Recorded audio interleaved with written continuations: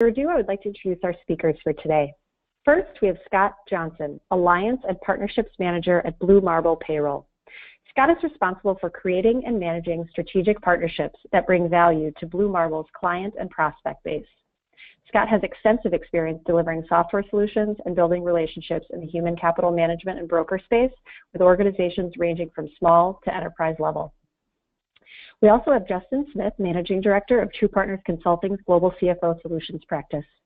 Justin has been advising CFOs and other financial executives on their international operations for nearly 20 years. He has extensive experience assisting companies either in expanding abroad or in restructuring existing international operations.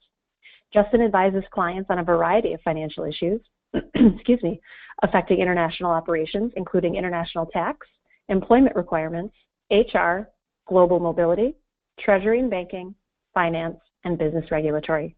And with that, I would like to turn things over to Justin to begin. Justin? Thanks so much, Amanda. Welcome, everybody. So before we kind of move on and start to talk about our topics for today, we just want to cover some administrative stuff.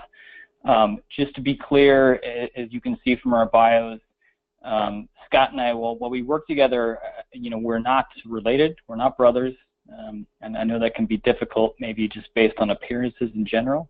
If you need to picture us visually throughout the webinar as we're both kind of talking and offering our points, Scott's the one with the longer beard, and I can actually attest that this picture is a little bit dated. His beard's even longer than that today.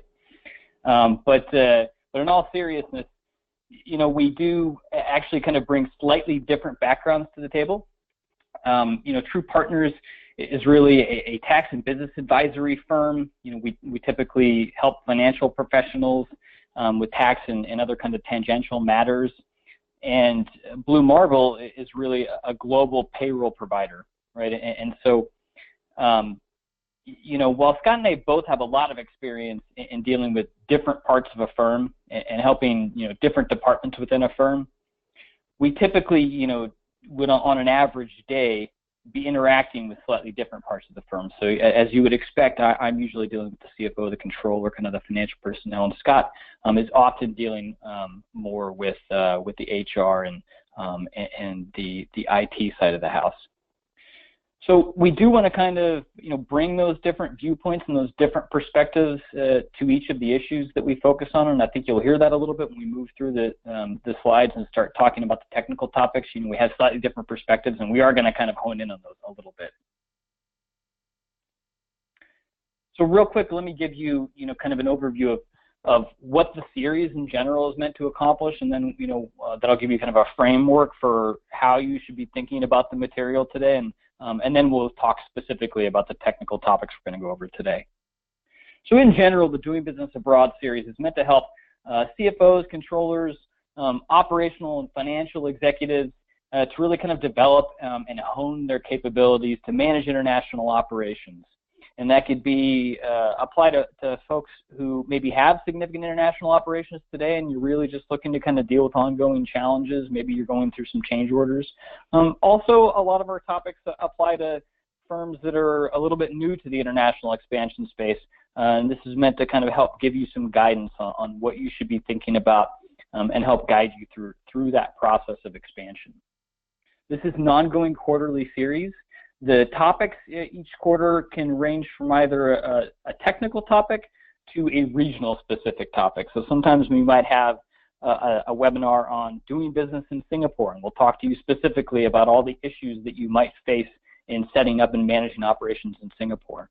And then other times we might have a topic that's more technical focused, less regional based, and I would actually call today's more of a technical topic. We're going to be talking about the do's and don'ts of administering payroll globally, with less focus on where that particular jurisdiction is and more on some of the broader technical themes and some of the things that you want to consider as you're setting up payroll in a foreign territory.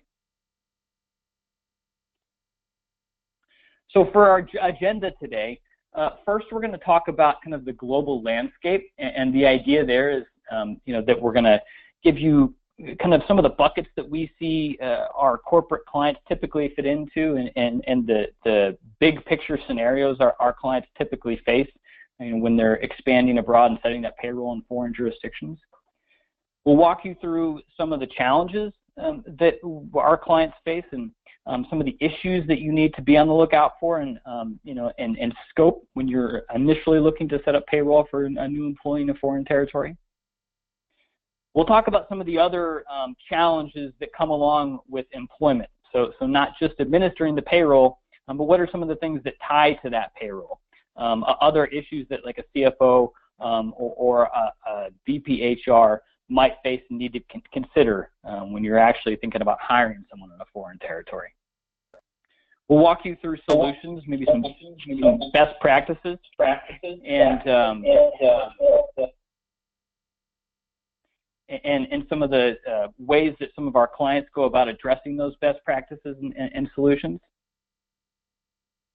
We'll give you a couple of customer success stories. So Scott's going to give you one from his side, and I'm going to give you one from my side of specific client examples where we've helped a client and helped improve their process and get them set up in a foreign territory. And then we'll summarize with some kind of key takeaways, some key points that we hope you considered and we'll be digesting as a result of this webinar. Lastly, we're going to finish with Q&A. As Amanda mentioned, as you have questions throughout the webinar, please go ahead and submit them. And we've got folks that, while Scott and I are speaking, are going to be collecting those questions and kind of aggregating things and getting them ready for us. So we'll take as many questions as we have time for at the end. In the event that we don't get to your question, either because we run out of time or it's very possible that maybe it's something that needs a little bit of kind of back and forth for us to ask more questions of you and get more information. If it's something like that, I assure you that either Scott or myself or someone from our organization who would be able to address whatever the specific topic is, we'll get back to you following the webinar. So with that, I'm going to turn over to Scott, and he's going to talk to you a little bit about the typical landscape we see for our clients.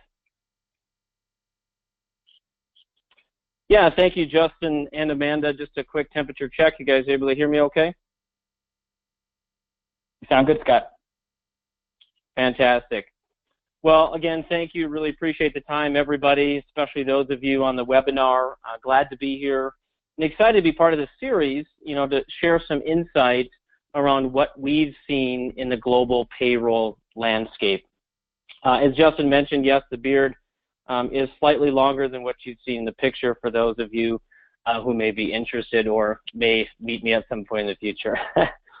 So when we think about the typical international landscape, really we've seen organizations fall into one of three buckets for their international operations and their plans. Right, the first one is, hey, they're thinking of expanding for the first time. They're looking to test the market. That might be by way of adding a couple of salespeople into a particular country, or it could be maybe the first time you were creating or opening a manufacturing plant to take advantage of some lower labor costs. The goal, oftentimes, initially anyways, is more short-term in nature, and we've often seen a lack of expertise in the international labor law space. And that really is just because of you haven't been there, you haven't done that before. The second piece is an organization who's already established. So they're in one country, 2, 5, or more countries. They're utilizing an in-house provider or potentially some sort of an ICP, in-country provider, but they have plans to acquire or expand in other areas across the globe. Their plans are typically a little bit more aggressive in nature, right, by way of wanting to expand. But today they're utilizing typically multiple systems, multiple people, and potentially multiple vendors, which can be very challenging. And because of this, they're really getting very limited visibility into a lot of key data that's preventing them from further expansion into other areas. Now you can see there's some overlap in this third solution, right, or third option, excuse me, where an organization is already outsourcing but left wanting more. Again, they're typically using multiple vendors to manage payroll. However, they've come to a realization, so this is really where the difference is, that this is a very cumbersome process, and they've begun to look at other software or other solutions to help them improve on their current methods. And the other piece is, they've begun to realize, hey, there's some ways we can be more proactive versus reactive with our decision making, specifically as it pertains to that employee and payroll data. Thanks, Scott. So, really when I think about these three buckets, I have some dichotomies even within the buckets a little bit. This first group in particular, the folks who are kind of going global for the first time, or going global in any kind of serious manner for the first time. I tend to, even within that, see two different groups on the financial side of the house. One of those groups are the folks who don't know what they don't know and they don't know it. So these are the people that don't necessarily have the experience in dealing with foreign markets and hiring employees in foreign territories and setting up operations in foreign territories. And so they don't have the technical knowledge and wherewithal, and that's obviously fully to be expected. But they also maybe don't have an appreciation for what they don't know. And so there's a lot of kind of groping in the dark, so to speak. And then on the other side, I've got the folks that don't have the experience and they maybe haven't done it before, but they possibly do have an appreciation for the complexities involved. Maybe because they've worked in another organization where they've seen little tidbits of it before. Maybe they have colleagues that are in other organizations that have kind of shared experiences and things like that. And those two groups can oftentimes, as you would imagine, kind of go about their expansion in a very different process in terms of how much help they seek from the outside, in terms of just the processes they go through, period. And so I work a lot with, with companies that are in both sets of those groups. And bucket number two, if you've already started to kind of go overseas and set up operations, no doubt at that point, even if you haven't developed much kind of technical expertise in understanding what the issues are, no doubt you have at least kind of started to appreciate the complexities of the issues, and hopefully you started to put processes in place to deal with the complexities of the issues. And we'll talk more in detail about this, obviously, about kind of what some of those processes are and what some of the issues are in later slides. And then when we get to the third bucket, I mean, ideally at this point, you're looking to fine-tune. If you already have significant international operations, if you've already been through this a number of times, hopefully you're starting to develop some internal expertise. Maybe your HR folks are starting to understand kind of at least the themes of, what some of the labor issues are in different countries. Hopefully your finance and your tax folks are understanding kind of what some of the tax issues and the corporate structuring issues are that they need to consider if you're setting up operations to house those employees in foreign jurisdictions. So hopefully you've made a lot of progress, and hopefully at that point, you do have at least some rigorous processes in place. If you find yourself in bucket three and you feel like you aren't developing that in-house technical knowledge, and you at least don't have processes in place to kind of vet out those things, then that definitely should be a little bit of a red flag.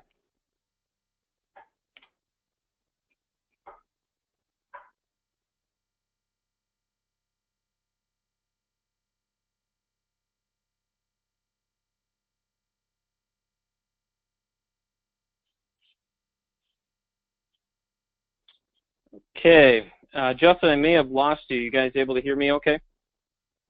Yep, I can hear you fine, Scott. We're on the things to consider when going global side. Okay, perfect. Well, really based on our client interactions, these are some of the key areas we hear over and over again that you should be considering or at least looking out for when you're going global or potentially just expanding further, as we mentioned on that last slide. The first one is reporting, and the key here on reporting is really the accuracy of the information in a timely manner and through one system. These could be things like a general ledger file that's being keyed in manually today that's now available in a consolidated report. It might be payroll data that's available in a single currency, or just basic employee reporting such as hire dates across the globe. The next one is complexity. There's no hiding that the global landscape is very complex. Now, it's not like in the U.S. going from New York to California, although that is certainly very challenging. The global landscape, can be much more complex, with last year over 35,000 legislative changes. It could be things such as the 13th payroll date in Brazil that's paid out 2 times a year in November and December, or just one of the 900 legal changes a year in Brazil, with 60% of those having an impact on payroll itself. Constant growth. We're seeing a lot of studies out there showing that a lot of the business opportunities outside of the U.S. in the coming years are going to be pretty substantial, and 51% of companies that they surveyed are looking to work or expand internationally, but not really sure how, for some of the reasons that we will be discussing today. And the last one is system integration. As I mentioned on the previous slide, most times organizations have too many systems, whether that's HR, payroll, or finance. They're not speaking to one another, which makes it very challenging for many areas of the organization to get not only accurate but timely information that your company is needing to make better decisions, which could ultimately lead to that expansion or not.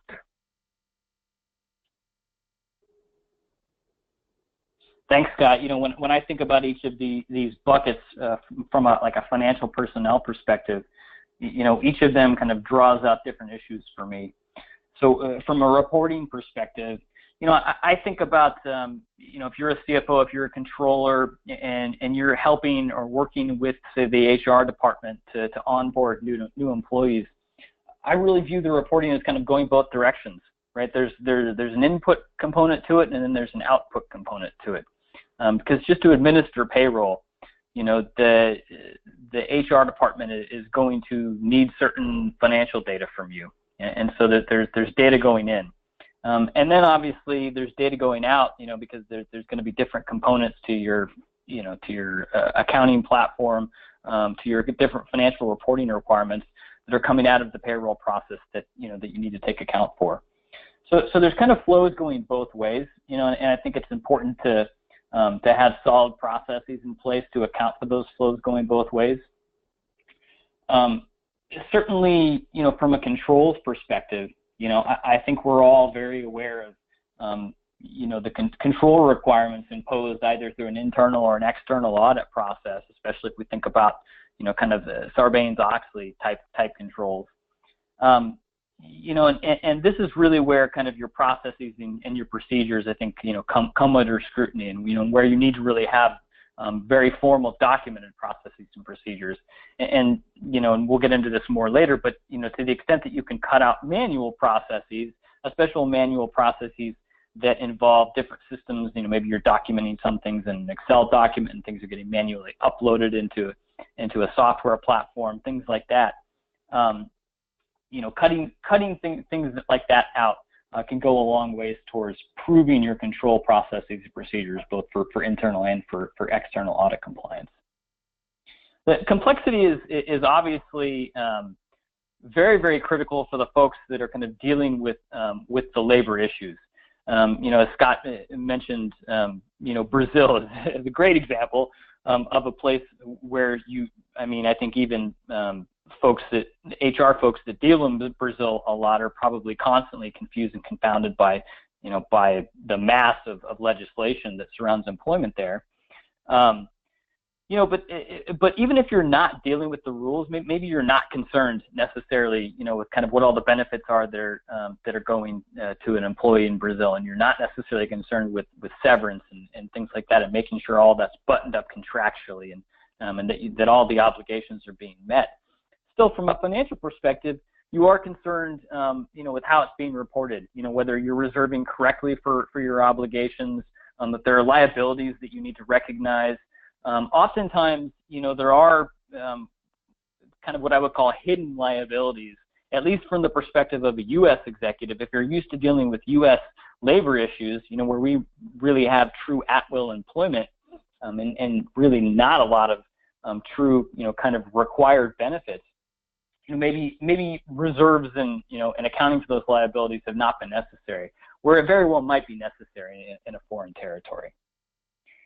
Focusing kind of on the nature of constant growth, most of my clients, I tend to deal with a lot of kind of middle market clients that are either international already, but growing significantly or kind of planting their first seed of true international operations for the first or second or third time. They're early in the process. And so I'd say most of my clients, I think, feel limited a little bit in their growth capabilities, kind of based on the complexity of issues. And that's usually why I'm involved, is to kind of help facilitate that process. I think it can oftentimes be very overwhelming for financial personnel to kind of keep up with and be able to implement the international operations that the folks that are driving that growth on the operational side of the house are looking for, whether it's salespeople that they're looking to hire in a foreign territory, or maybe you're setting up like a development center somewhere. It's easy oftentimes for the operational side of the house to kind of identify the resources that they want, where they want them, and maybe kind of a blueprint of what the operations look like. It's a very different thing, which I think probably most of the financial executives on this call would understand. It's a very different thing to then implement it and make it happen from a financial perspective. And then lastly, just note on the systems integration, from a financial perspective, usually we're thinking about, accounting systems and reporting systems and, and being able to kind of track data and report it properly. And I do think that there needs to be very, kind of rigorous consideration of, what the HR side of the house needs, especially when it comes to ERP systems, to kind of manage people and processes from their perspective, and then how that ties into the other systems, so that there is, again, this kind of seamless flow between the systems.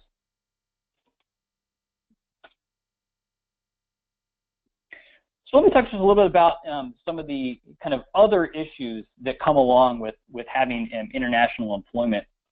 And, it is in some ways wonderful that we have firms like Blue Marble to really help kind of ease the process of hiring abroad and setting up a payroll. The things today are night and day from where they were when I started doing this kind of stuff 20 years ago. And that's fantastic. It enables my clients to be places that they maybe couldn't have even been before. Definitely it enables them to get there and do it quicker. In some ways, though, it's a little problematic, because it's so much easier to hire someone and to get something on the ground and moving in a foreign territory.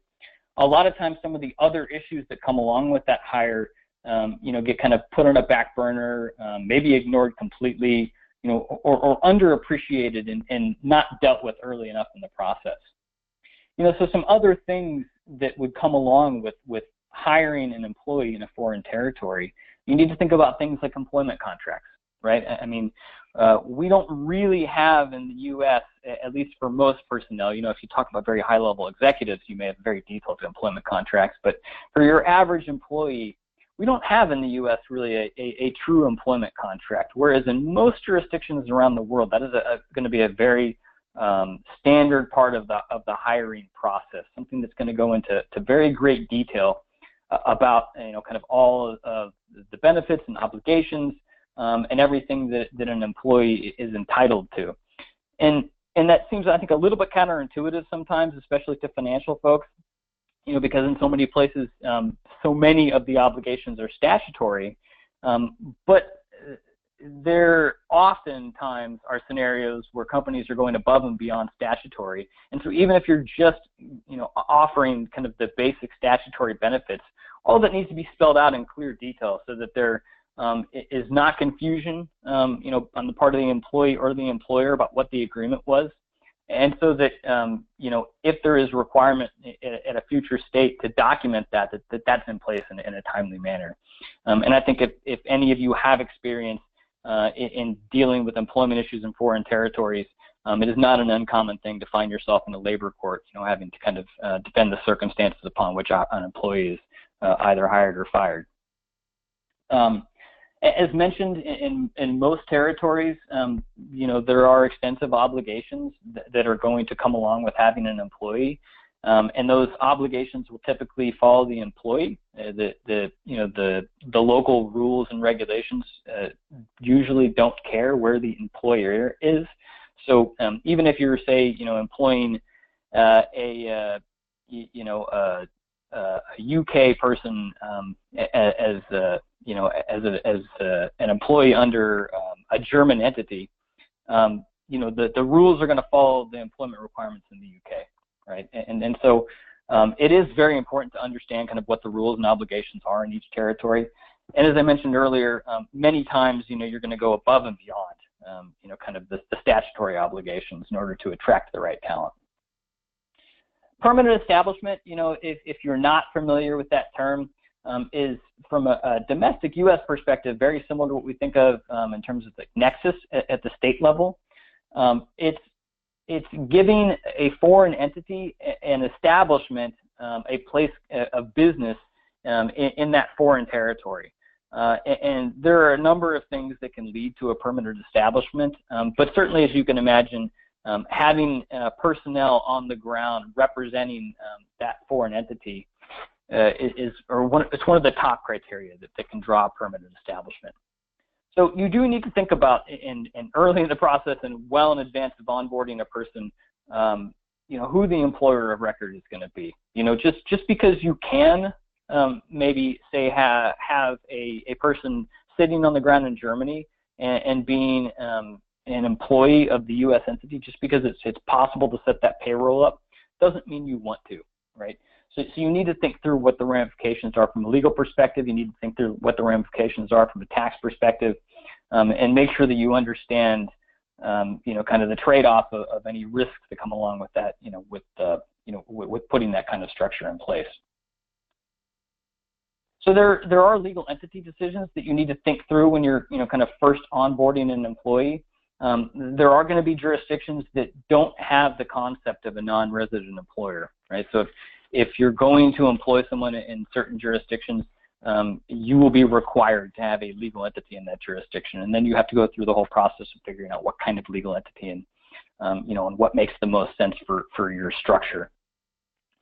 There are going to be places where that's going to be very, very clear and dictated to you. A place like China, where you're not even going to have the ability to set up payroll or pay somebody without having some kind of a local legal entity, even if it's something as similar as like a rep office. But then there's going to be places that are going to be maybe a little more subjective. Where the country doesn't have necessarily the concept of a non-resident employer. So technically, you're going to have a local legal entity if you're going to have an employee. Yet you might find ways to actually pay that person logistically, and that tends to happen maybe a lot in Latin America, in a number of jurisdictions in Latin America. The problems there can be extensive. So you might find yourself unwittingly having an employee where you're technically kind of skirting the employment laws, and that may work fine for some period of time, but then that could certainly backfire on you at a future point in time, especially if you end up in a dispute with that person. So definitely, it's important that you know early on kind of what your requirements are, and whether you need a local entity or whether there are options, and then if so, going through that process. And then lastly, as you can imagine, all of these things that you need to think through, they need to happen well before a new employee is onboarded. These are decisions that need to be thought through and understood very early in the process, preferably before, an offer is even extended to an employee in that jurisdiction. Now I'll turn it back over to Scott, and you can talk a little bit about the payroll processes.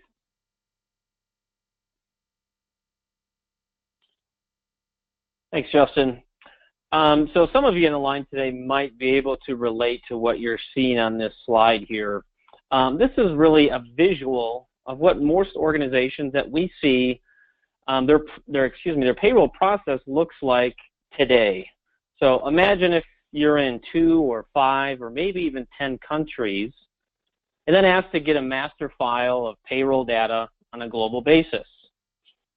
Right, so how do you get all that information that's in the PDF, that's in the Excel, or some other means into one report in a single currency, such as the USD?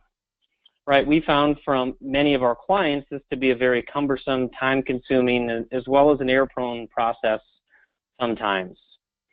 So really, at the end of the day, there has to be a better way to do this, right? So we're going to dive into some of these things a little bit more today, but for those of you who are doing this today, this visual may resonate with you.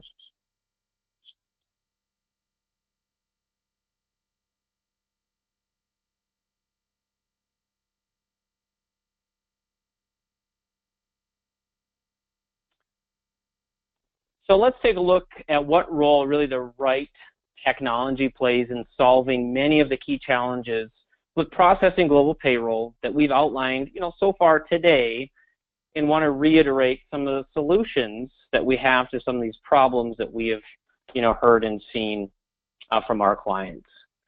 So really first, be more proactive with an instant, aggregated reporting source for, again, things like your general ledger, employee data, or really any other custom data fields that you want to extract from our payroll system, such as employees who might have left in the last 6 months. And you want to make sure they return their mobile device or their computer. It could be storing an employment contract, right? Justin mentioned a couple slides back how important it is to have some of these things in place.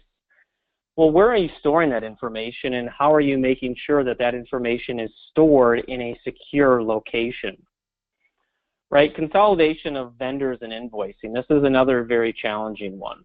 Think of, your own electrical or gas company or your internet, right? Imagine if you had 8 different companies with 8 different invoices at 8 different dates. You probably would be searching desperately for a better way to do that. The same goes for what's normal on the global payroll side. And then the security and compliance, right? Everybody's talking about that these days. We've all heard about it. What are you and what is your organization doing to ensure that you're compliant, specifically with storing your employees' data? Think of Europe and the GDPR and a number of other requirements that are really coming up in the near future across the globe that are kind of forcing your hand. How are you making sure you're complying with those, if you're even aware? Right, so that true visibility.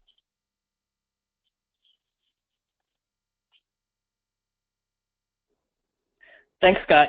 Some of the things, again, that resonate with me a little bit from the financial side of the house.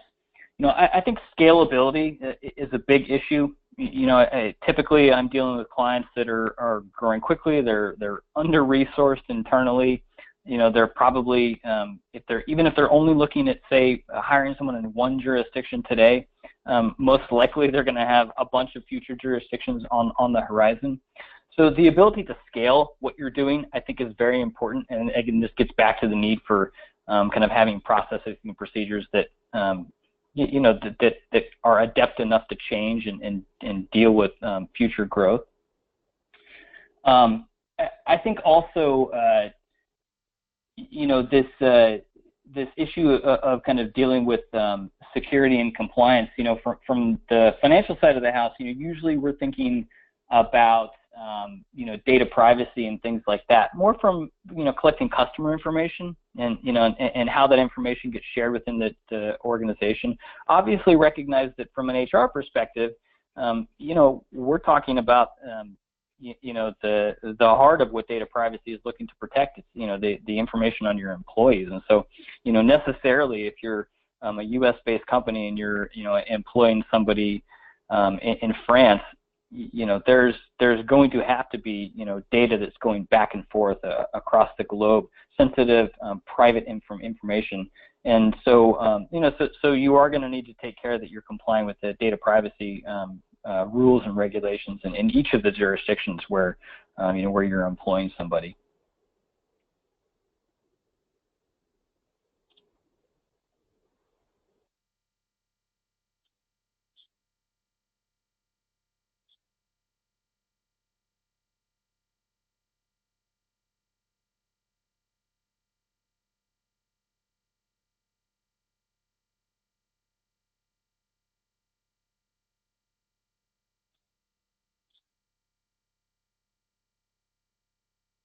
So Scott, did you want to talk quickly about some of the people, process, and technology issues that you deal with clients? Yeah, I apologize here. I may be dealing with a bad internet connection, so I didn't see the slide up. So my apologies there. So absolutely. So really speaking to this slide and to reiterate, some of the earlier things and really just kind of put it together. How do you avoid these challenges we've laid out so far? And, what can you do to expand internationally? We really feel it comes down to a few key areas. First, it's the people, the process, and then also the technology behind those two things, right? So when you think about the people, it's important to find somebody who has the expertise to help you grow and make the process a smooth one, which can hopefully be repeatable into other countries as you grow, right? We've heard from many different organizations that have shared some of their struggles, and that's really what's prevented or kind of stunted that growth for them, is just because that has been such a challenging process overall. So eliminate the manual and potential error-prone processes with better ones, right? Consolidate your vendors and support to manage your payroll while increasing your efficiency, right? How are we going to make you more efficient? How are you going to be more proactive with those decisions that you're going to be able to make?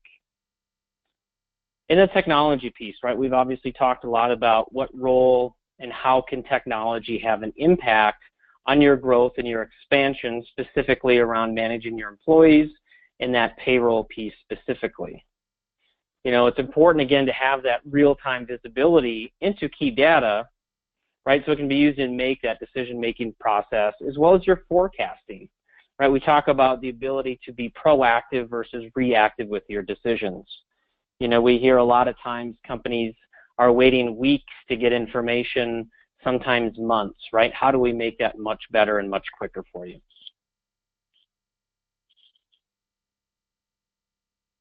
Thanks, Scott. I think you raised some good points here on the people front.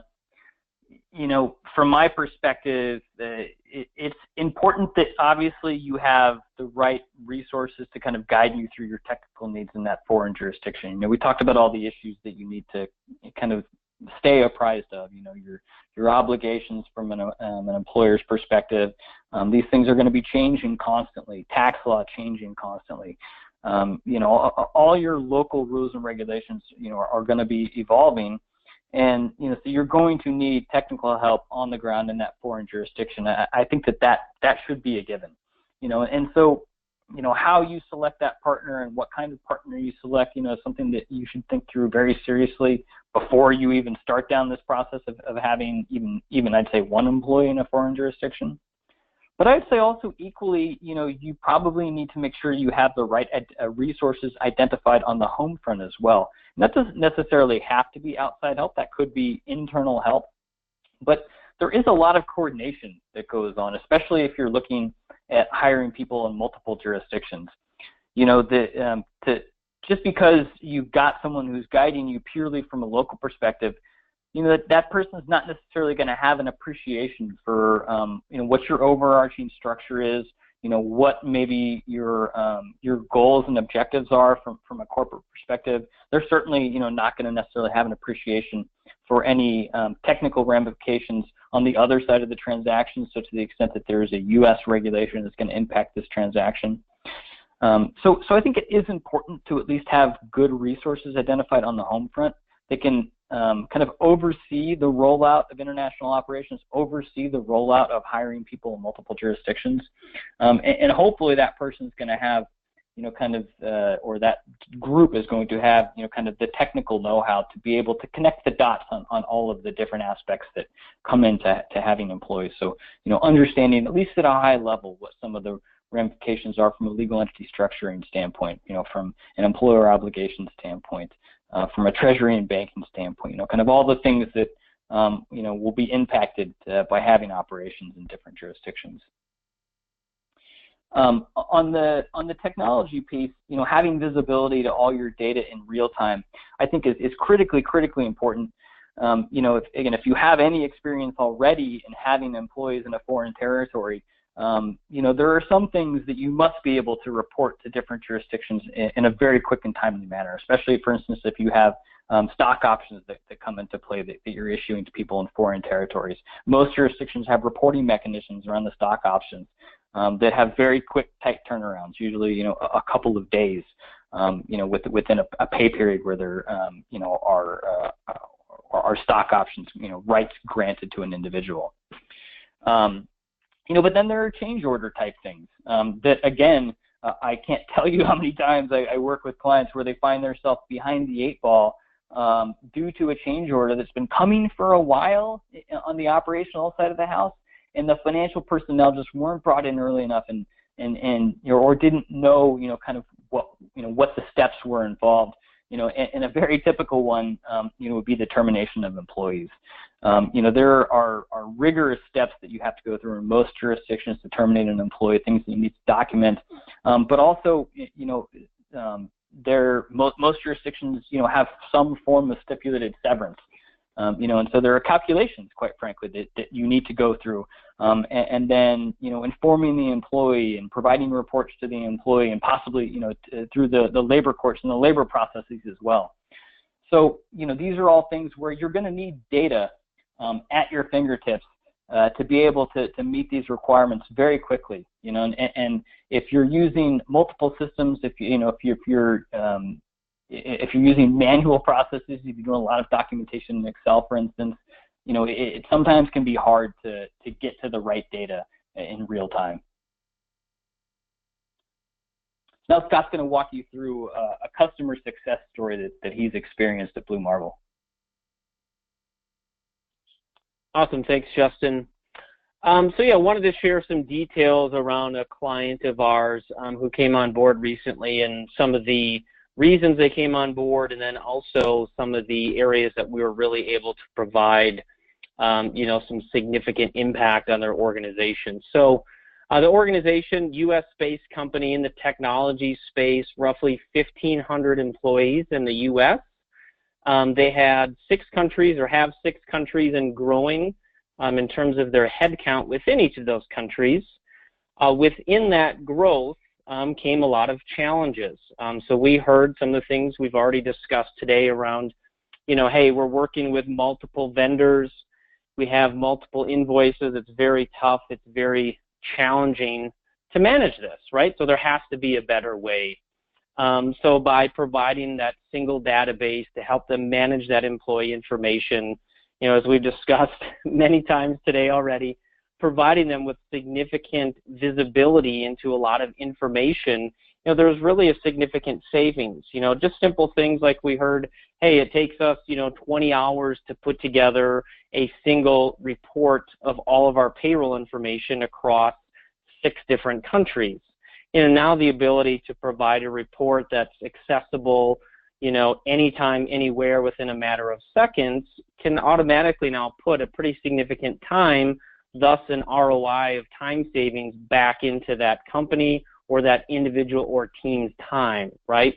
And then the last piece was the proactive decision making. Right now, because they had access to these reports, they had access to this information beforehand, they were able to take that and help with their growth and determine what areas within the organization should they be thinking about growing, or where should they be growing because of the opportunity they now have with the access to that information.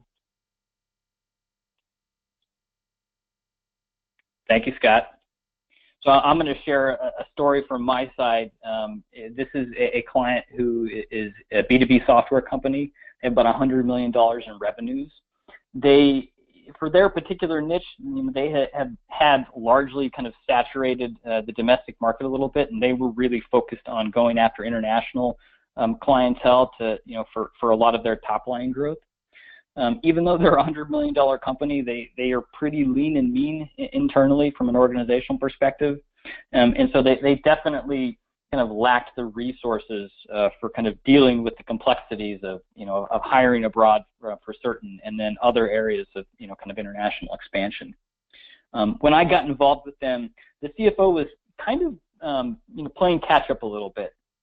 He hadn't been. I mean, he knew big picture, kind of what the plans were for expansion, but he hadn't been keyed into a lot of the details. And the operations had actually gotten ahead of him a little bit too much, and so they were looking at putting an EU team in the UK and an APAC team in China. This was mostly like sales and marketing and biz dev type folks. And then there were kind of various one-off salespeople that they were looking to hire in multiple other locations in Europe and Asia. And so by the time he kind of got involved, they'd already identified individuals, at least, to start building out the UK and the APAC teams. They had a good, 7 or 8 people already identified. Offers had been extended, and that process was already running. The sales and marketing team was moving very, very quickly.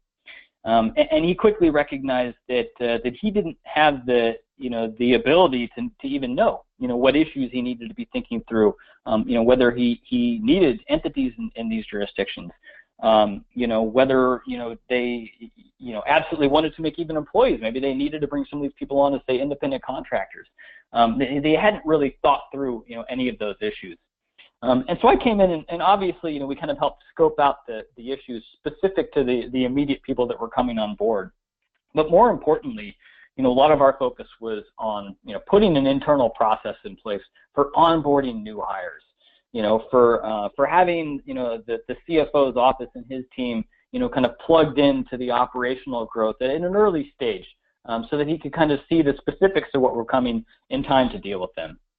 And then equally important was, kind of flagging and understanding the issues and then communicating those throughout the organization. So not just to the CFO's team, but kind of educating the other folks, especially the sales and marketing folks who were kind of at the forefront, of the new hiring and the international growth, kind of educating them on the complexities of the issues, things that they need to consider, so that they didn't necessarily, get too far ahead of the financial folks.